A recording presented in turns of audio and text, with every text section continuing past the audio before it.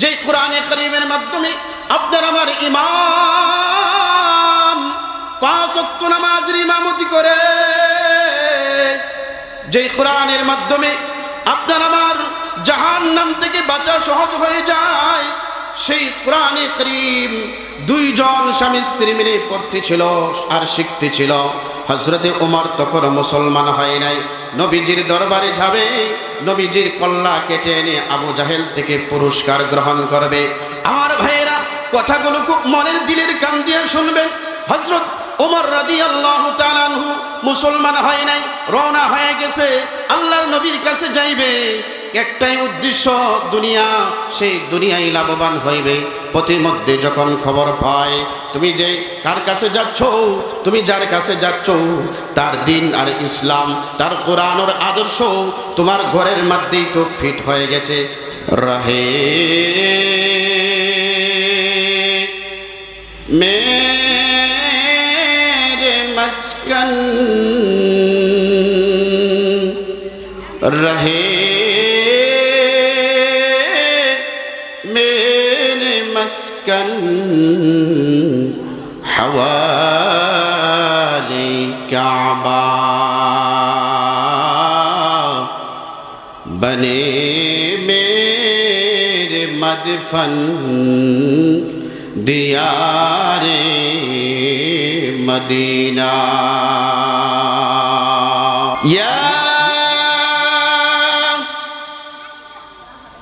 अय्युहल्लज़ीना आमनुत्तकुल्लाह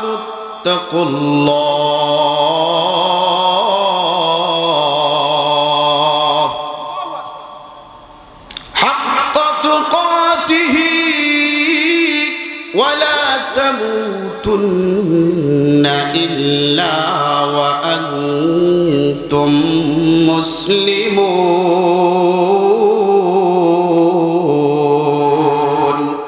আল্লাহু আকবার। রব্বে কারীম আমাদেরকে জানায় দেয়, হে লোক সকল মানুষেরা, ইমানদারেরা শুনো। ইমানদার বলে ডাক দিয়েছে, বেঈমান বলে ডাক দেয় নাই। ইমানদার সম্মানিত, সম্মান দিয়ে আল্লাহ তাআলা আপনাকে আমাকে ডাক দিয়েছেন। ইমানদারেরা শোনো শোনো, আমানুত্তাকুল্লাহ, প্রথমত ইমান যেহেতু এনেছ, ইমান এনেছ, ইমানদার হয়েছ, ইত্তাকুল্লাহ, ইমান আনার পরে আল্লাহ পাক রব্বুল আলামিনকে ভয় করো। আল্লাহ পাক রব্বুল আলামিনের ভয় তোমার দিলে ফিট করো।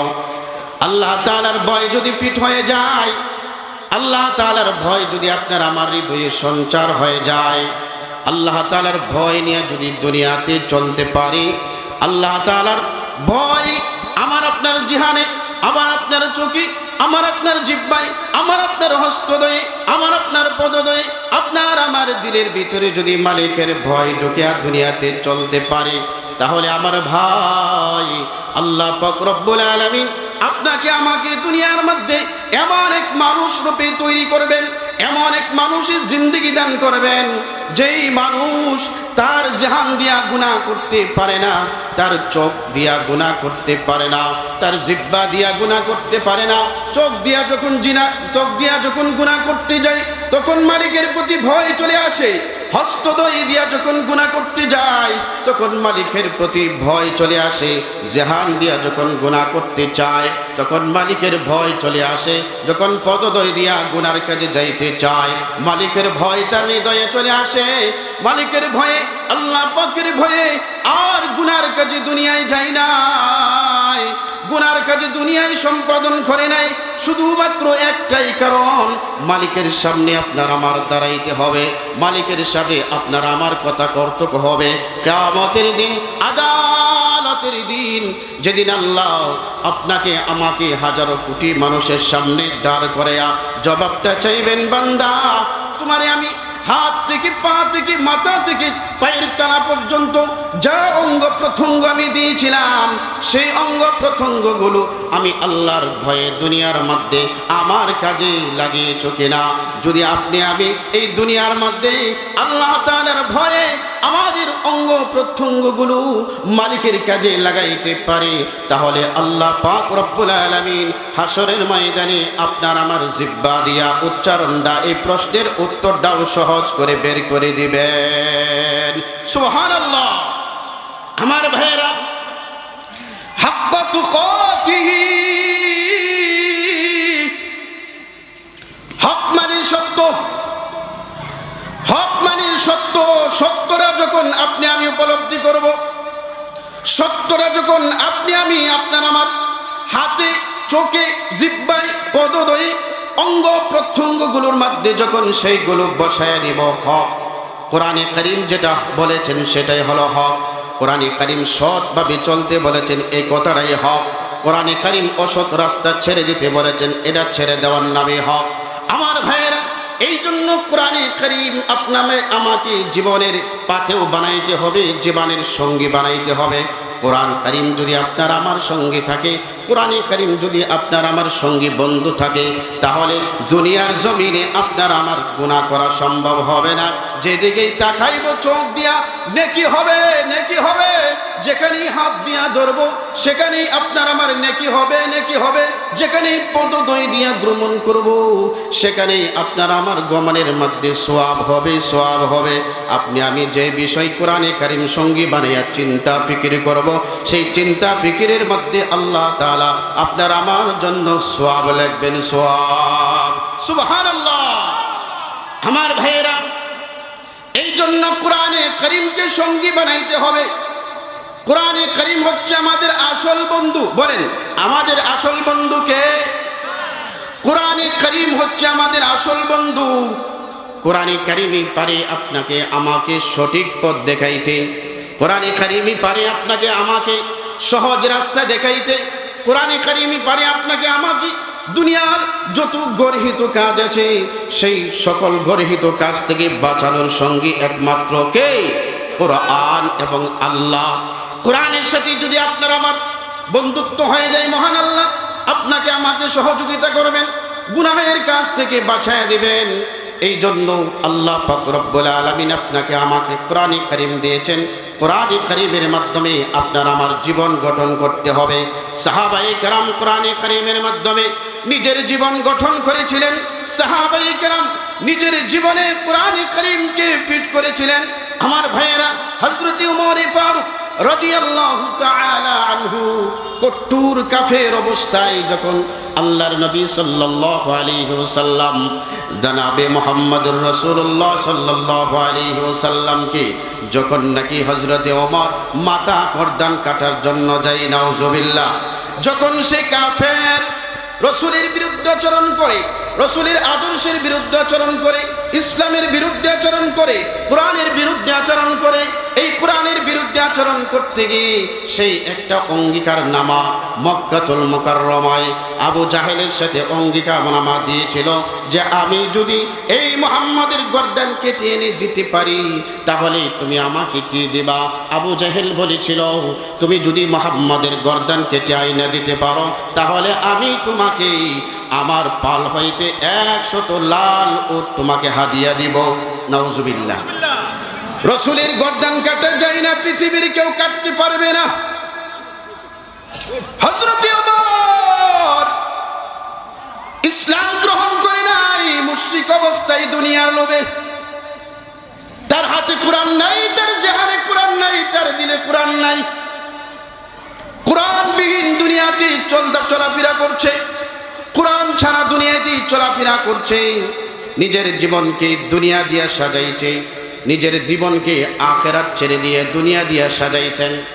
এই দুনিয়া দিয়া সাজানোর কারণে সেই ইসলাম তার কাছে ভালো লাগে না, সেই কোরআন তার কাছে ভালো লাগে না, সেই রসুলের আদর্শ তার কাছে ভালো লাগে না, সেই রসুলের উপরে যে কোরআনে কারীম নাজিল হয়েছে সেই কোরআনে কারীম তার কাছে ভালো লাগে না। সেই জন্য মুহাম্মদকে দুনিয়ার থেকে বিদায় করে দিতে হবে, এই প্রতিজ্ঞায় সেই প্রতিজ্ঞায় বন্ধন কৃপণ করলো। আমার ভাইয়েরা, এই যে ওমর ফারুক রাদিয়াল্লাহু তাআলা আনহু যখন এই প্রতিজ্ঞা নিয়ে আল্লাহর নবীর কাছে যাওয়ার ইচ্ছা পোষণ করেছে, রওনা দিয়েছে, আল্লাহর নবী সাল্লাল্লাহু আলাইহি ওয়াসাল্লামের সাহাবী হযরতে ফাতেমা রাদিয়াল্লাহু তাআলা আনহা, হযরতে ওমরের বোন, ভাই মুশরিক অবস্থায় দুনিয়ায় জীবন যাপন করতেছে, আর বোন নবীর সাথে হাত মেলায়া নবীর কালিমা পয়রা মুসলমান হয়ে গেছে। সুবহানাল্লাহ। হযরতে ফাতেমা তার স্বামী মুসলমান হয়ে গেছে। কেমনে কি কারণে মুসলমান হইল? হযরতে ফাতেমা তার স্বামী মুসলমান হয়ে গেছে কোরআনের মাধ্যমে। সুবহানাল্লাহ। আল্লাহর নবীর সুন্দর আদর্শ দেখে, কোরআনে কারীমের সুন্দর আদর্শ দেখে মুসলমান হয়ে যায়। দুনিয়ার মধ্যে যদি আদর্শ থাকে তার নাম হচ্ছে সবচাইতে বড় আদর্শ, তার নাম হচ্ছে কোরআন। ঠিক কিনা বলেন? কোরআনের চাইতে বড় আদর্শ আর পৃথিবীর মধ্যে নাই। হযরতে ফাতেমা তার স্বামী কোরআন ও রাসূলের সুন্নাহর আদর্শ দেখে মুসলমান হয়ে যায়। এই দুইজন সাহাবী নিজের স্বামী স্ত্রী দুইজন বসে বসে যখন কোরআনে কারীমের তেলাওয়াত শিখতেছিল, পড়তেছিল, যে কোরআনে কারীম আপনার আমার এই মক্তবে পড়ানো হয়, এই মাদ্রাসায় পড়ানো হয়, যে কোরআনে কারীমের মাধ্যমে আপনার আমার ইমাম 5 ওয়াক্ত নামাজের ইমামতি করে, যে কোরআনের মাধ্যমে আপনার আমার জাহান্নাম থেকে বাঁচা সহজ হয়ে যায়, সেই কোরআনে কারীম দুইজন স্বামী স্ত্রী মিলে পড়তেছিল আর শিখতেছিল। হযরতে ওমর তখন মুসলমান হয় নাই। নবীজির দরবারে যাবে, নবীজির কল্লা কেটে এনে আবু জাহেল থেকে পুরস্কার গ্রহণ করবে। আমার ভাইয়েরা, কথাগুলো খুব মনের দিলের কান দিয়ে শুনবেন। হযরত ওমর রাদিয়াল্লাহু তাআলা আনহু মুসলমান হয় নাই, রওনা হয়ে গেছে, আল্লাহর নবীর কাছে যাইবে। একটাই উদ্দেশ্য, দুনিয়া, সেই দুনিয়ায় লাভবান হইবে। প্রতিমধ্যে যখন খবর পায় তুমি যে কার কাছে যাচ্ছ, তুমি যার কাছে যাচ্ছ তার দিন আর ইসলাম, তার কোরআনের আদর্শ তোমার ঘরের মধ্যেই তো ফিট হয়ে গেছে, তুমি সেইগুলো ভঙ্গ করবার জন্য যাচ্ছ, সেই কোরআনে কারীমের আওয়াজকে বন্ধ করবার জন্য যাচ্ছ, সেই কোরআনে কারীমের আওয়াজ তো তোমার ঘরেই ফিট হচ্ছে। তোমার বোন ফাতেমা মুসলমান হয়ে গেছে, তোমার ভগ্নিপতি মুসলমান হয়ে গেছে, তুমি নাকি মুহাম্মদের কোরআনের আওয়াজ বন্ধ করে দেবা, মুহাম্মদকে দুনিয়ার থেকে বিদায় করে দিবা। এই কথাগুলো যখন আরেকজন সাহাবী হযরতে নাঈম রাদিয়াল্লাহু তাআলা আনহু হযরতে ওমরের কানে দিয়া যায়, ওমর এমনিতেই রাগী মানুষ, রাগে তার শরীরের সুম্বাগুলো শিউরে ওঠে। হযরতে ওমর বলে, তাই নাকি? বলে, হ্যাঁ, তোমার বোন আর তোমার ভগ্নিপতি মুসলমান হয়ে গেছে, কোরআনে কারীম তারা নিয়েছে, কোরআনে কারীম শিক্ষা করা শুরু করে দিয়েছে, কোরআনে কারীমের তেলাওয়াত শিখতে শুরু করে দিয়েছে। হযরতে ওমর ফারুক সেই রাস্তা থেকে নিজের বাড়ির দিকে না যেয়ে, আল্লাহর নবীর দিকে না যে তিনি রওনা করে দিলেন, আমি যার কাছে যাচ্ছি, যাকে ধ্বংস করবার জন্য যাচ্ছি, তার আদর্শই যদি আমার ঘরে ফিট হয়ে যায়, তাহলে তার ঘরে যাওয়ার আগে আমার ভগ্নিপতির ঘরে দেওয়া উচিত। ওমর মতলবটা পাল্টে নিলেন এবং সংক্ষিপ্ত আকারে বলছি, হযরতে ওমর নিজের বাড়ি যাই নাই, আল্লাহর নবীর কাছে যাই নাই, তার ভগ্নিপতি তার বোনের বাড়িতে দরজায় দেয়া যখন লক করলো, জোরে লক করেছে, তার বোন বুঝতে পারলো, মনে হয় যেন ওমর খবর পেয়ে গেছে, আমার ভাই মনে হয় খবর পেয়ে গেছে, আমরা যে মুসলমান হয়েছি, মনে হয় সেই খবর পেয়ে যেই ধাক্কাটা দিয়েছে ওমরের ধাক্কায় হবে। এত জোরে তো কেউ ধাক্কা দেওয়ার কথা না, যেই ধাক্কা দিয়েছে সেই সময় আল্লাহর নবীর সাহাবী আর সাহাবিয়া কোরআনে কারীমের তেলাওয়াত করতেছিলেন। সুবহানাল্লাহ। সূরা তাহা তেলাওয়াত করতেছিলেন। হযরত ফাতেমা তার স্বামী কোরআনে কারীমের সূরা তাহা নামক একটা সূরা আছে, সেই কোরআনে কারীমের সূরা তাহা তেলাওয়াত করতেছিলেন। তাহা মা আনজালনা আলাইকাল কুরআনা লিতাশকা ইল্লা তাযকিরাতাল লিমান ইয়াখশা তানজিলাম মিম্মান খালাকাল আরদা ওয়াস সামাওয়াতিল উলা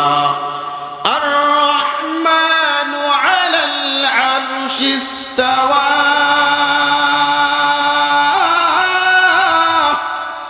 লাহু মা ফিস সামাওয়াতি ওয়া মা ফিল আরদি ওয়া মা বাইনাহুমা ওয়া মা তাহতাস সারা। আল্লাহর নবী সাহাবী স্বামী স্ত্রী উভয় মিলেই সূরা তাহা তিলাওয়াত করতেছিলেন। যখনই দরজায় লোকের আওয়াজ পায়, কোরআনে কারীমের যে পৃষ্ঠাগুলো তাদের হাতে ছিল দেখে দেখে পড়তেছিলেন। সেই কোরআনে কারীমের পৃষ্ঠাগুলো নিজের ঘরে চুপে চুপে রেখে দিলেন। মনে মনে ভাবতেছেন, যদি আমার ভাই ওমর এসে যায় তাহলে অবস্থা খারাপ হয়ে যাবে। যদি ভাই আমার ওমর এই কোরআনে কারীমের শব্দগুলো দেখে পড়ে তাহলে আমাদের অবস্থা ভীষণ খারাপ হয়ে যাবে। সেই জন্য ভয়ে কোরআনে কারীমের পাতাগুলো চুপে চুপে রেখে দেয়। আমার ভাইয়েরা, হযরত ওমরকে দরজা লক করার পরে দরজাটা খুলে দেওয়া হলো। কিছু না বলেই বগ্নিপীঠের উপরে আস্তে করে না জোরে জোরে প্রহার করতে শুরু করলো। আল্লাহর নবীর সাহাবিয়া হযরত ওমরের বোন ফাতিমা ডাক দিয়ে বলে, ভাই তুমি আমাকেও রক্তাক্ত করে দিয়েছো শুধুমাত্র ঈমান আনার কারণে। তুমি আমাকে রক্তাক্ত করে দিয়েছো, আমার স্বামীকেও রক্তাক্ত করে দিয়েছো। কোরআনে কারীমের প্রতি বিশ্বাস স্থাপন করার কারণে, কোরআন তেলাওয়াত করার কারণে আল্লাহর নবী যে দ্বীন আর ইসলাম ধর্ম নিয়ে পৃথিবীতে আগমন করেছেন, সেই দ্বীন আর ইসলামের উপরে আমি ঈমান আনয়ন করেছি, আমার স্বামী ঈমান আনয়ন করেছে। সেই জন্য তুমি আমাদেরকে প্রহার করছো। আল্লাহ নবীর সাহাবী হযরতের ওমর রাদিয়াল্লাহু তাআলা আনহুর বোন ডাক দিয়া তার নিজের ভাইয়ের চোখের দিকে তাকাইয়া দিলে বড় কষ্ট নিয়া বড় আক্রান্ত হৃদয়ে ডাক দিয়া বলে, ভাই তুমি যতই আমাদেরকে প্রহার করো, যতই মারপিট করো, যতই আঘাত করো, আল্লাহর কাছে যে ঈমান নামক দৌলতটা এনেছি, আল্লাহর নবীর কাছে ঈমানের মতো সম্পদ গ্রহণ করেছি, পেয়েছি, কোরআনের মতো সম্পদ পেয়েছি। তুমি যত আহার করতে পারো, যত আমাদেরকে প্রহার করতে পারো করো, জীবন চলে যাবে, রক্তাক্ত হয়ে যাব, জীবন দিয়ে যাব। খোদার কসম করে বলি ভাই, এক মিনিটের জন্য না, এক সেকেন্ডের জন্য ঈমান থেকে পিছপা হব না, কোরআন থেকে পিছপা হব না। আল্লাহু আকবার। আমার ভাইয়েরা, কোরআন এমন এক বস্তু, কোরআনে কারীম এমন এক জিনিস, আল্লাহ পাকের প্রতি ঈমান এক বস্তু, এমন এক ঈমান সম্পদ দৌলত আল্লাহ পাক রব্বুল আলামিন রাসূলের মাধ্যমে আমাদেরকে দিয়েছেন। এই কথা যখন ওমর রাদিয়াল্লাহু তাআলা আনহু শুনলেন, ভাই বোনের কথাবার্তা শুরু হয়ে গেল। ভাই ডাক দিয়া বলে, বোন রে, আমার দিলটা নরম হয়ে গেছে। তোরা যে কিতাব পড়তেছিলে, তোরা যে পড়াটা পড়তেছিলে, আমাকে একটু পড়াবে, আমাকে একটু দেখাবে। হযরতে ফাতেমা বলেন, ভাই তুমি অমুসলিম, তোমার হাতে কোরআনে কারীমের পৃষ্ঠাগুলো আমি দিতে পারবো না। তুমি অমুসলিম, তোমার হাতে আমি কোরআন তুলে দিতে পারি না। তোমার প্রথমত ঈমান আনতে হবে, গোসল করতে হবে, পাক পবিত্র হতে হবে, তারপরে তোমার হাতে আমি কোরআনে কারীম দিতে পারি। সংক্ষিপ্ত আকারে বলতেছি ভাই, হযরতে ফাতেমা রাদিয়াল্লাহু তাআলা আনহাকে বললেন, ভাই বলতেছি ওমর, হ্যাঁ আমার বোন, আমাকে পাক পবিত্র করো, আমাকে ঈমান নামক সম্পদের জন্য আল্লাহর নবীর কাছে নিয়ে যাও। পাক পবিত্র করে তোমরা যে কালাম পড়তেছিলে সেই কালামের আওয়াজগুলো আমাকে শোনাও। আমার ভাইয়েরা, সূরা তাহার শুরু থেকে নিয়ে আল্লাহ পাক রব্বুল আলামিন যে কোরআনে কারীম দিয়েছেন, সেই কোরআনে কারীমের সূরা তাহা থেকে নিয়ে ফাতেমা রাদিয়াল্লাহু তাআলা আনহা পড়তে শুরু করেছে। ওয়া আনাখতারতুকা ফাসতামি' লিমা ইউহা। এই আয়াতে যখন ফাতেমা পৌঁছে আর হযরতে ওমর সেই পড়াগুলো শুনতেছিলেন, যখনই বললেন, ইন্নানি আনাল্লাহু লা ইলাহা ইল্লা আনা ফা'বুদনি। আল্লাহু আকবার। এই আয়াতে পৌঁছা মাত্রই হযরত উমর নরম হয়ে যায়, গরম মেজাজ নরম হয়ে বলতেছে, ফাতেমা রে, যা যা যা, আমিও ঈমান গ্রহণ করব, আমিও কোরআনে কারীম নিব। এই আয়াতের অর্থই হচ্ছে আমি হচ্ছে আল্লাহ, আমার পরে কোনো আল্লাহ নাই, আমি এক আল্লাহ, ও দ্বিতীয় আর কেউ নাই। সুতরাং আমি আল্লাহ, আমারই ইবাদত করতে হবে, তোমরা আমারই ইবাদত করো। এই কথাটা যখন ওমরের কানে পৌঁছে যায়, হযরত ওমর রাদিয়াল্লাহু তাআলা আনহু কথা শোনা মাত্রই ঈমান গ্রহণ করবার জন্য প্রস্তুত হয়ে গেলেন। বোনকে বললেন, যাও আল্লাহর নবীর কাছে নিয়ে যাও, আমি আসছিলাম কল্লা কাটার জন্য, আর তার আদর্শই গ্রহণ করে মুসলমান হয়ে যাব। আল্লাহু আকবার! এটা কার শক্তি বলেন, কার শক্তি? আল্লাহ এবং কোরআনের শক্তি। সেই কোরআন, আল্লাহর তাআলার প্রতি যে ঈমান এনেছি, জীবনের রক্ত, এই শরীরের রক্ত এক ফোঁটা যতদিন পর্যন্ত থাকবো, ঈমানের উপর অটল অনড় থাকবো ইনশাআল্লাহ। যতদিন পর্যন্ত এই পৃথিবীতে বেঁচে থাকবো, ততদিন পর্যন্ত কোরআন ও সুন্নাহকে মহব্বত দিয়ে ভালোবেসে নিজের জীবনে বাস্তবায়ন করে যাব ইনশাআল্লাহ। আওয়াজ দিয়ে বলেন ইনশাআল্লাহ।